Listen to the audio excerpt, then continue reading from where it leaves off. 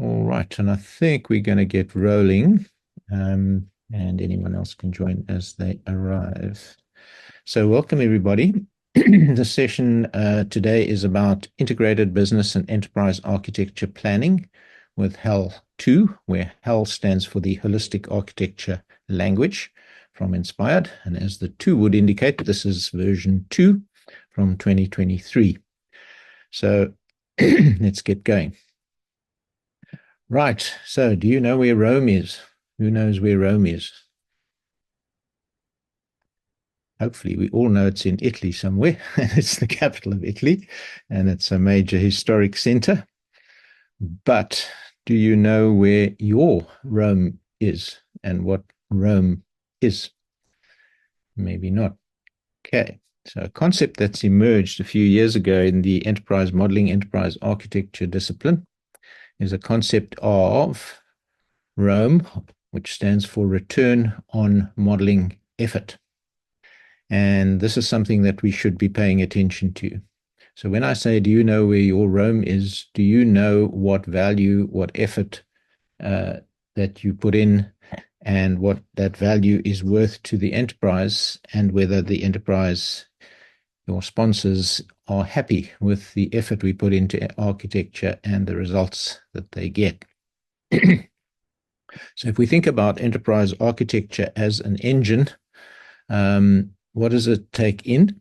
Essentially, the inputs are time from our stakeholders. They are effort from our enterprise architecture team, and of course, content from the EA repository and many other sources. And what we're hoping to get out as value is, of course, insights to understand our landscape, to understand our issues, to understand our gaps. We want decisions to support strategic business development and transformation. We want alignment with business goals, vision, mission, etc. We want integration across the business and IT, across the different domains and dimensions. And of course, we want to support automation and transformation and the leveraging of digital technologies. So return on modeling effort is about what is the ratio of these inputs on the left to the value and the outputs generated on the right. And a large part of that is what sort of engine, what sort of tooling, what sort of techniques have you got in the middle?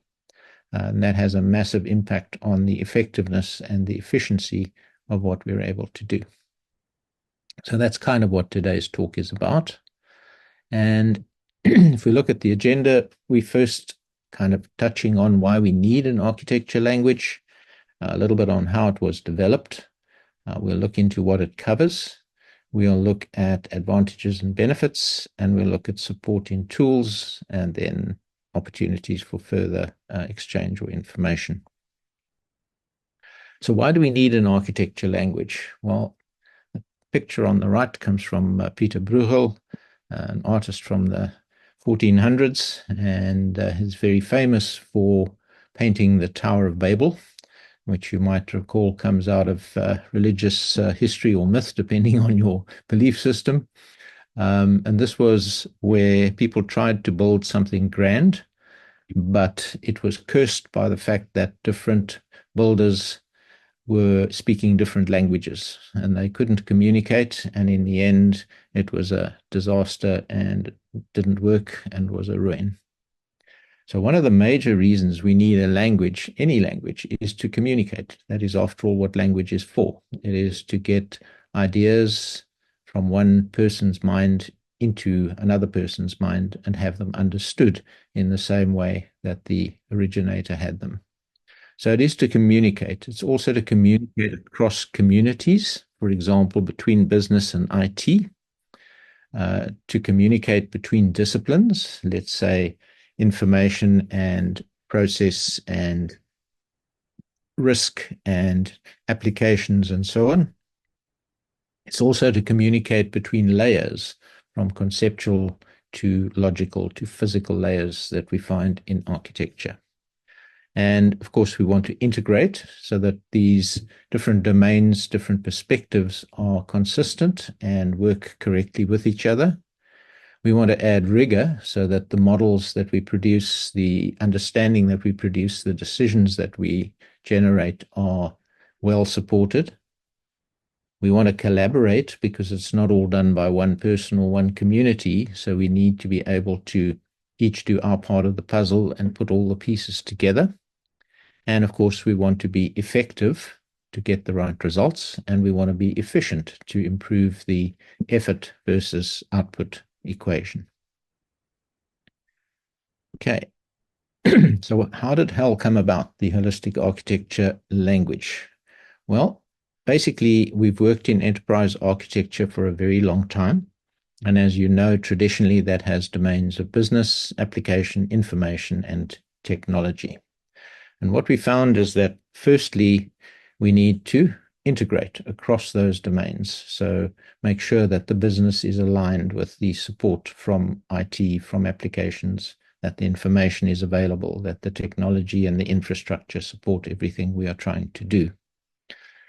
Secondly, we have the change dimension. In other words, we needed to make sure that the planning that's done in architecture does actually end up in projects, programs, change management, risk management, and so on, that it doesn't become shelfware. But we also found that the traditional enterprise architecture methods were not comprehensive enough. So these domains needed to expand. And we also found that as we get into strategic transformation, it's not enough to look from IT to the business and say, tell us about your org structure, tell us about your processes, etc. The really important stuff for strategy and for strategic business architecture is actually outside. It's actually in the context of the enterprise. So it is things like markets, it's things like economies, it's things like legislation, it's things like competition, it's things like changing demographics and so on. Changes in technology that offer opportunities, etc. So we needed to incorporate these other dimensions. So first of all, it was about rigor in what we were doing. Secondly, about integration. Thirdly, about working with the other disciplines like change and risk. And then fourth or fifth, becoming strategic, taking into account all of the issues around the context and the influences that those should have on architecture. Now, we've done this over a number of years, and we unified our knowledge, we used it and refined it, we benchmarked it against other methods, and we did it multiple times, as you'll see. So if you take something like the Zachman framework, I'm sure you've all come across it. If you look at the columns, they're fine. They give us focus areas, what, how, where, who, when, and why.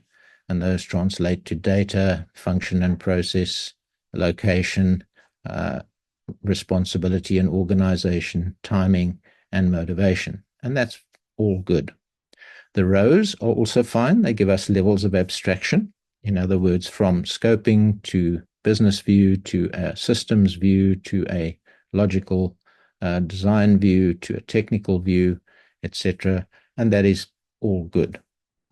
However, when we get into the cells, they're supposed to be atomic and independent.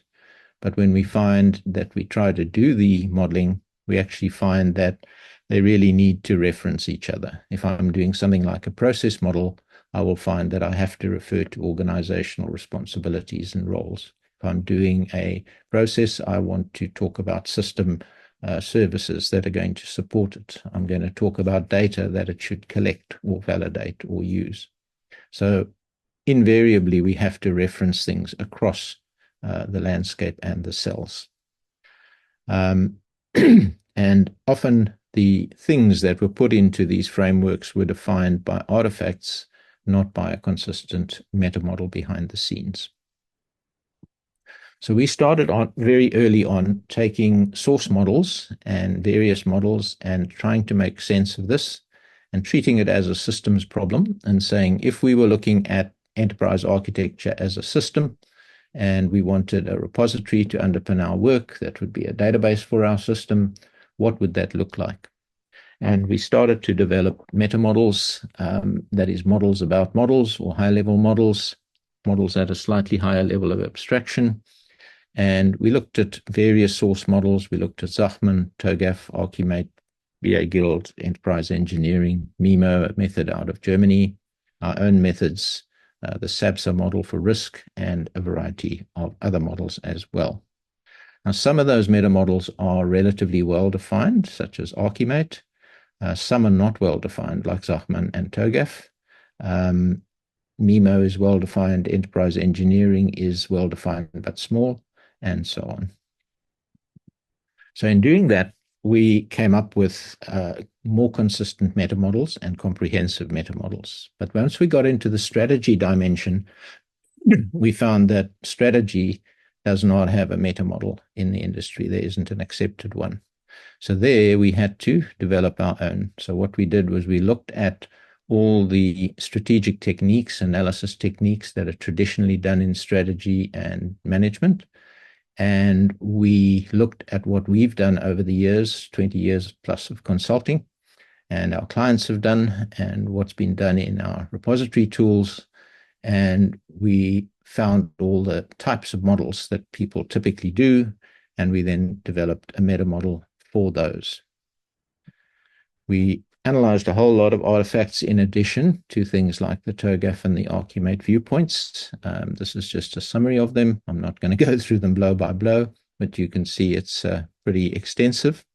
So all sorts of things like SWOT analyses and steeple-Ds and Sankey diagrams and health maps and life cycle models and so on and so forth. Okay. And we did lots of analysis. So we did matrices of things like language versus concepts, concepts versus domains, concepts versus artifacts, etc., etc. Lots of visualizations, lots of reports, lots of graphical models, and we did this in our own tooling. So we actually treated enterprise architecture languages themselves as models. And this is also connected with my academic work, which is trying to design better modeling languages. So we did this fairly rigorously. So you can see various kinds of models, things like methods, artifacts, and concepts that they use, concepts within domains, etc. This is looking at meta model concepts per modeling language and domain. And by doing these analyses, we were able to find the consistent concepts that appear across multiple frameworks and methods, figure out if their definitions were consistent, choose naming, choose properties, choose relationships for them.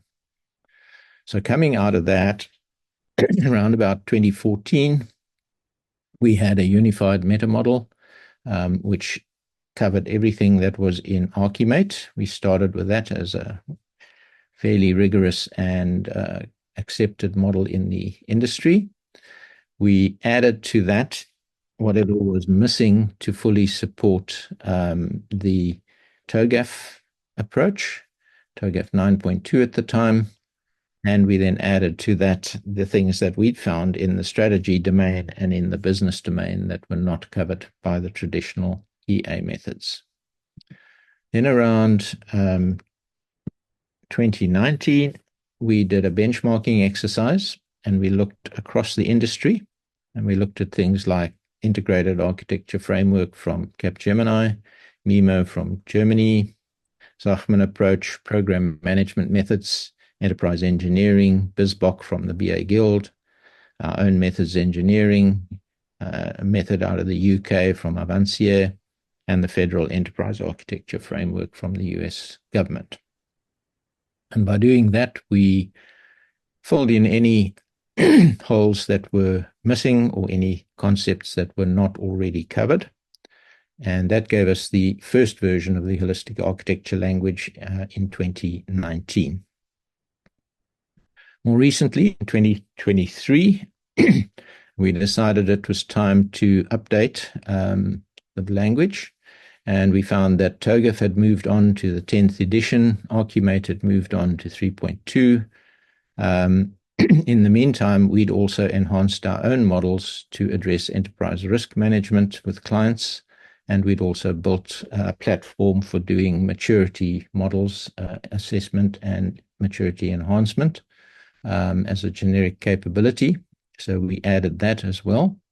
And that gives us the coverage of the holistic architecture language in 2023, what we call HAL 2. Okay, so what does it look like? This is the very top level framework. This is the kind of picture that gives you the big picture, the lie of the landscape. And from there, we would drill down into specific domains, and then from there to specific meta model areas. But let's have a look at it. On the outside is the context. So this looks at everything in your environment that has an impact on your strategy and your architecture. So things like threats, things like opportunities, things like competitors, things like legislation, things like environment considerations, etc., etc. So there's a whole lot of environmental and contextual factors that we would look at there. Of course, technology is also a big factor in terms of its impact on business now. Then the next sort of layer is on the boundary of the enterprise. And these are the things that we expose to the outside world. So things like brands and stakeholder experiences and the offerings, our products and services, things like the locations at which we operate, and so on. So this is the boundary of the organization. And then we look at the internal structure of the business, things like operating models, strengths and weaknesses, business events we need to process, our services that we need to offer, our capabilities, etc. So that's the next layer down. Of course, there's a process dimension. There are value chains. And then business starts to overlap into application and information domains through the services that it requires. And then from there, those move down to designs and logical things that provide those, and physical applications and databases and so on that provide those. They in turn rely on the technology infrastructure. And of course, there's a security and risk sort of consideration or overlay over all of that. On the right is the change dimension. And in there, we see things moving from the current to the future in terms of gaps that we identify, requirements that are specified, culture that we are busy transforming. And then in the change environment, we obviously have things like stakeholder concerns to address, business initiatives to run, scenarios to contemplate or pursue, and then getting more practical programs, projects, portfolios, and the maturity models where we manage our current state and track our progress to higher levels of maturity. So the model, the holistic architecture language, includes the domains, these sort of bubbles in the big picture, concepts that we deal with in each domain, the relationships between those, which you don't see in this picture, that becomes much more detailed, the properties that describe those concepts, again, those will come in detailed pictures, the symbols by which we want to represent these concepts, and the layers, which are our conceptual, logical, physical layers, etc.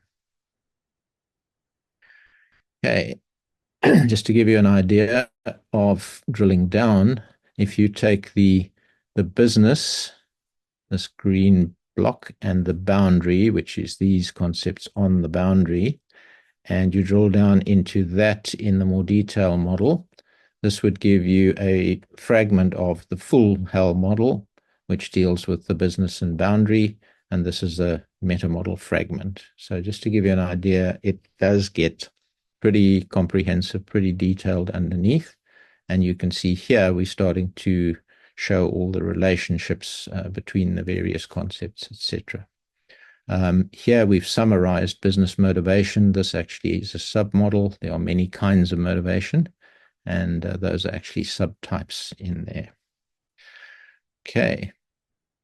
Of course, you could drill down into any other fragment as well, like the context or the change dimension or the application dimension, etc., and see similar models. Okay, now the full model gets very large, very detailed, but hard to handle. So we actually had to invent other ways to represent it. And one way here, for example, is taking that same model, looking at the concepts and mapping concepts against concepts, seeing where there are relationships, and doing that in a very compact form, and then documenting what kind of relationship is there from that object to that object, and coming up with a definitive list of kinds of relationships. Now, this we actually had to rationalize a lot, because we took the meta models that we've used on many client projects over many years, and the tools are very flexible. So those models have grown, and people have invented all kinds of relationships. So what we had to do was take all the sort of historical kinds of relationships that people have created, and then we tried to rationalize them down to a meaningful semantic subset and eliminate sort of redundancy and repetition, etc. in that. And we think we've come up with a pretty good and comprehensive set there. Okay. So what are the advantages and the benefits of doing something like this? Well, firstly, it's well defined so that you have clear concepts that you're working with. It's comprehensive. We know that the coverage is very thorough. It is integrated. So when we work with business stuff, we can know that we can link it to context, we can link it to application, we can link it to information, we can link it to change, etc. It is consistent. So the naming, the kinds of relationships, the way in which it is done is consistent. It is effective. We've used versions of this since 2006, and it has grown and it has proven to be effective in many, many client projects. It is efficient because we can reuse so much. When we are doing models, we tend to reuse many, many objects from other analysis that's been done. So instead of defining a new thing with a new name and then having an integration problem later, we are mostly able to find an existing concept object, relate it, and have it in place, and therefore we have very efficient analysis. And you can start anywhere. It doesn't really matter where you start, because you can start with any content that you have or anything that's relevant to your current question. And you can just add that and put it in. And then you have the comfort that the next piece you find, you know where to put it. It has a place and it slots into place as you progress. So it's kind of like today you might have a business analysis situation where you've got thousands of jigsaw pieces and you don't know where they fit. The language kind of provides you with the the box for the jigsaw and the puzzle picture that says, okay, this is kind of what it should look like when it's finished. So now you can see, oh, these blue bits are probably wall, and I can see roughly where they go. And these red bits are probably the curtain at the back, so I know roughly where they go. And some of these things are kittens, and I can start to put those together and make sense of them. But it actually doesn't matter where you start, right? Because you've got guidance on what to do with it and what kind of thing to start building with it. And when you find the bit next door, it does fit together. So at the end of the day, you can build the big picture consistently and efficiently. Okay, and what about supporting tools? Well, yes, we support this in our own tooling. We have the Enterprise Value Architect, or EVA tool, and the associated graphical modeler, and that manages the meta model and the ontology of the language, also the taxonomy or categories of items in those, and then the actual items and artifacts, so lists, matrices, graphical models, canvases, boards, charts, etc., etc. So I'm going to show a very quick run around the tool and just a little bit of the support for that now. So I'm going to stop sharing the screen, that screen, and start sharing a different one. I hope. Yeah. Okay, so you should now see a tool screen. So this is an example of taking the business architecture part of HAL, creating a dashboard for it, and enabling that in the tool set. So here we've got business architecture. We've got other kinds of architecture in here as well. For example, I could drill down to a a risk perspective if I wanted to, and this is a enterprise risk management dashboard. I could also go to an information architecture one, and so on. So we can have different perspectives, different frameworks that we want in here. We can also in here support Archimate views, Zachman views, business architecture guild views, etc., as you wish, business model canvases, and so forth. I'm just going to go back to the business architecture one. And I'm going to show you a few things just launching from here. So first of all, you can launch individual things. So for example, I can just go and look at concept metric in the repository and see what metrics we've got in there and so on. But I can also go and look at a composite concept like a SWOT analysis, for example, and that'll take me to a canvas. And in here, I can then go and work with the concepts, add new items, relate items, look at the detail of an item, work with it, etc. Okay. We can also go to hierarchies of things like capabilities here. We've got a capability model hierarchy, and then have a look at details of capabilities and so on. Okay. We can view these in many other ways as well. We can also go down to things like value chains, work with value chain concepts. Then we can also have a variety of outputs. I'll just show a few of those that are interesting. Maybe we'll go to some of the language modeling stuff that we did, and we'll have a look here at maybe artifacts and concepts used. So here we can see, for example, the business architecture picture in 2022, artifacts that are being developed and what concepts they would use. Okay. And we can have a look at another one here, maybe capabilities. So this is looking at actual sort of business capabilities. And let me see if I've got that one. I want the Inspired 2024. So this is looking at a capability nested box model where we've got capabilities and then subcategories and further subcategories and a status of current capability or performance against those. We can look at various models, things like, for example, information models, and maybe I'll have a look at data management model. This is a model used for information management and data ownership and so on, etc. Okay, I don't want to belabor the point, and we're kind of at time, so I'm going to swap back to the presentation, and we'll take some questions and discussion. So please feel free to ask what you would like, and I'll do that. So you should see the desktop, and I will make that top. Yeah, we can see that. Okay, good. All right. So to take this further, you're very welcome to have a look on our website. You'll find more information there. Under the resources section, you'll find a number of papers, a number of presentations that are relevant.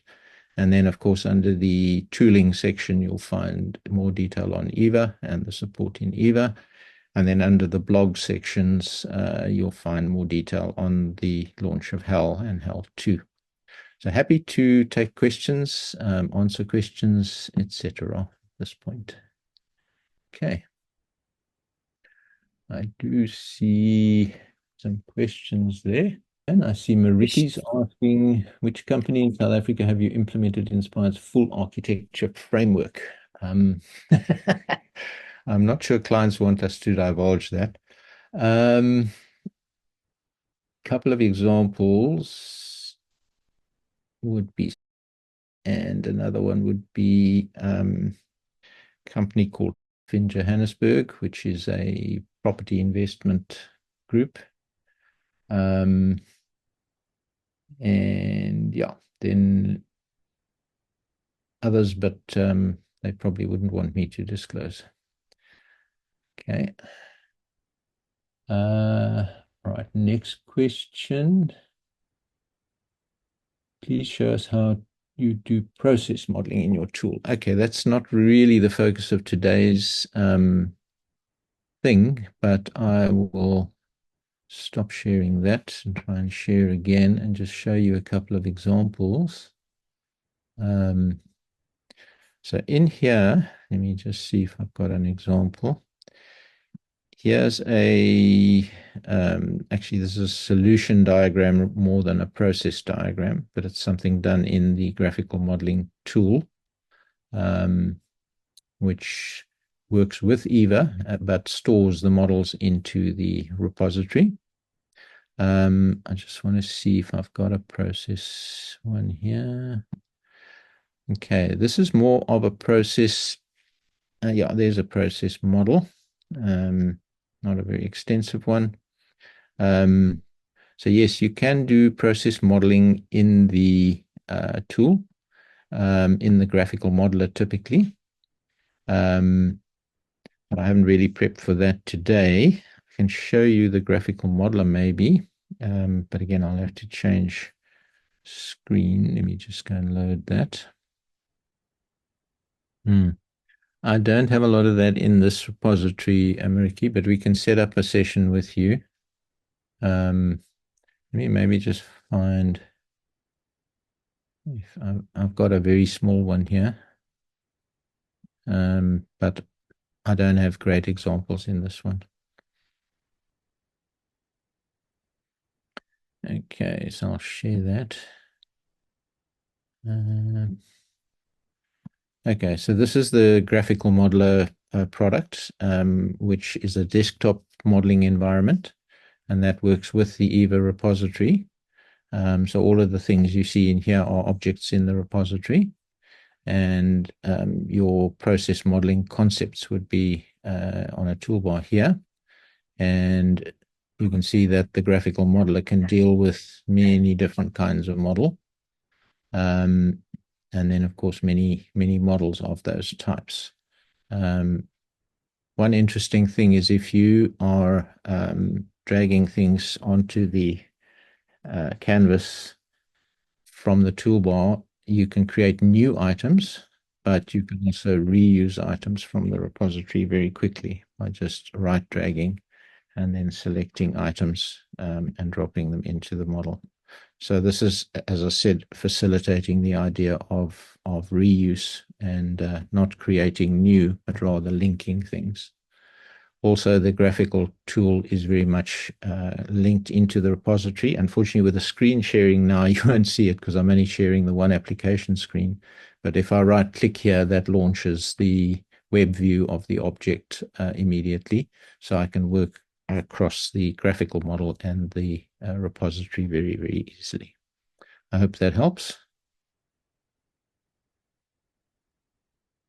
Okay. There are some other questions in the chat, if you can see them. We come back to the chat. How difficult is it to add additional dimensions? Very, very simple to add to the models. All of the models are maintained as models in the tool. So in other words, the meta models that I showed you are actually models in the tool. So at a user level, without any programming, you can add properties to a concept, you can add relationships to concepts, you can add new concepts. The tool adapts based on the meta model. So that will immediately go into all your edit screens, your reporting screens, your ability to use them in graphical models, your ability to use them in customized views and analysis views, etc. Okay. Okay. Kevin asks, in an organization with no defined architecture practice, does HAL support how to start up one? Okay, it's not going to make you an architect without any skills, but it certainly will provide a lot of the framework and the structure and the guidance in terms of what sorts of things to worry about, think about, how to collect them, where to put them, etc., etc. So I wouldn't say it's going to suddenly, magic wand give you an architecture capability, but it certainly gives you a platform to work with and a massive crutch to get one going. Yeah. Okay. All right. Mariki, okay, is heading off, I think. Thank you. Any other questions that anybody would like us to address? Please also just do them by voice if you would like. Happy to do that as well.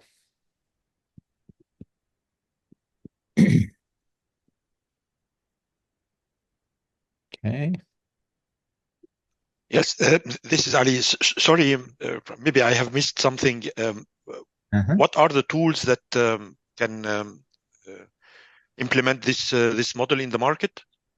Okay. Do you have a special tool, or you? Yes, this is our own tool. Perhaps I should have mentioned that more strongly, but this is our own tool. It's called Enterprise Value Architect, and it has two components. It has the server SaaS service, software as a service. So it's a cloud-based solution, which manages the repository and all of the web interfaces that I showed. And then it has the graphical modeling desktop client, which I showed, which does graphical models, so process models, org models, etc., etc. Does that help, Oliver? Yeah, yes, exactly. I mean, one other question about the tool, if you can just give us a link to the documentation or information about the tool. Most importantly, the problem with exhaustive or holistic models that we can have, like in Archimate or like in TOGAF, is that the customers they don't implement everything. It's really hard. Except if it's a very, very, very big enterprise. So is there a possibility to configure the model and just take the objects that you are interested in?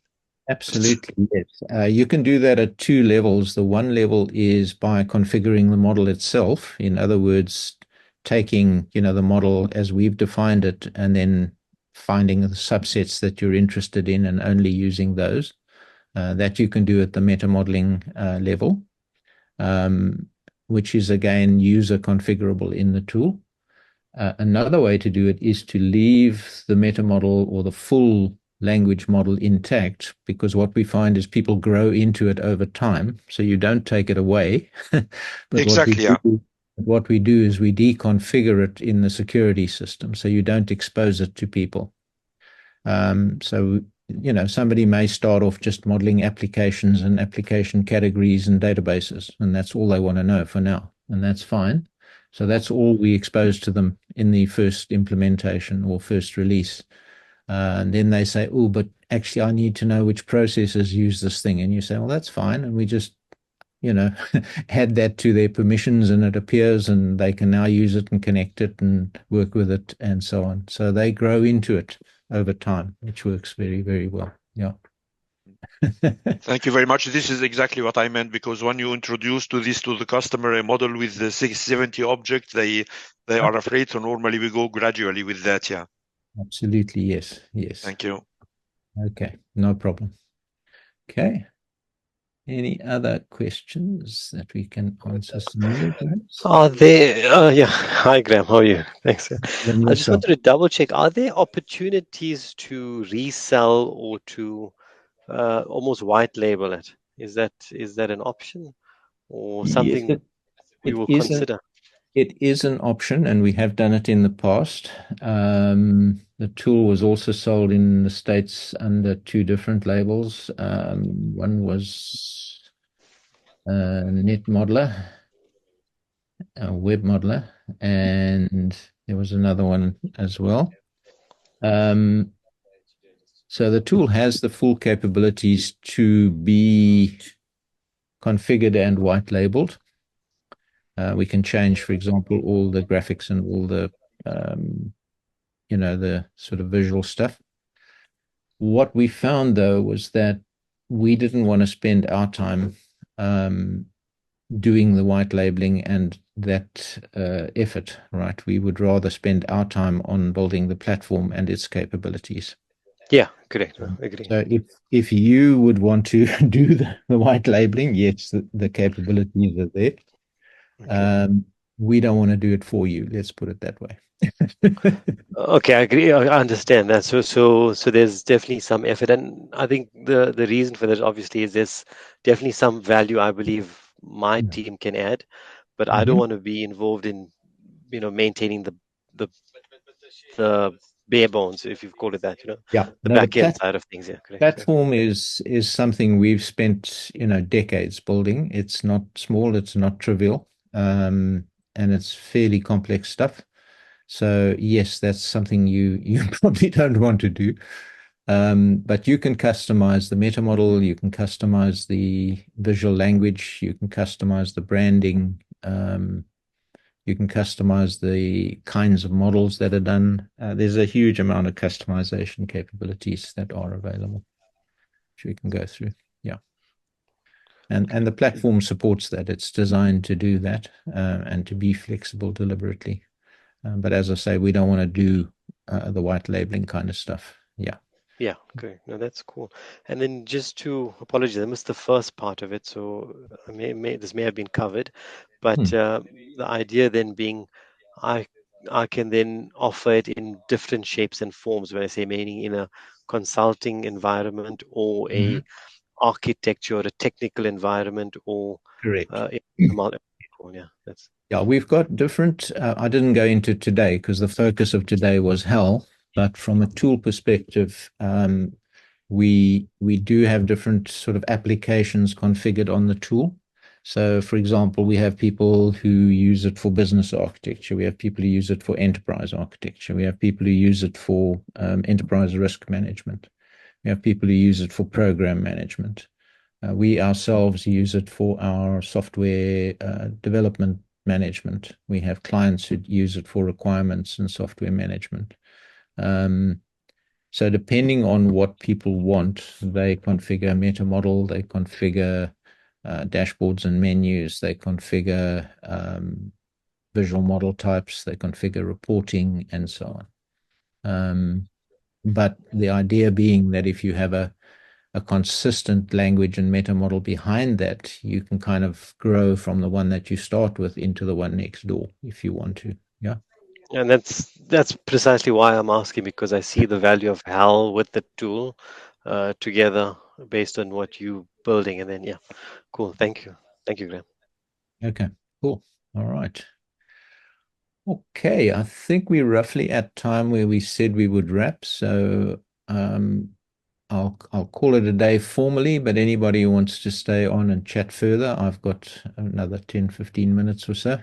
So anybody who wants to still chat, happy to discuss further. But otherwise, thanks for attending. Small group, but the important people were here. A lot of other people were interested, but maybe couldn't make it, but we'll talk to them later. But I hope you found it interesting and that we can chat more downstream. Okay.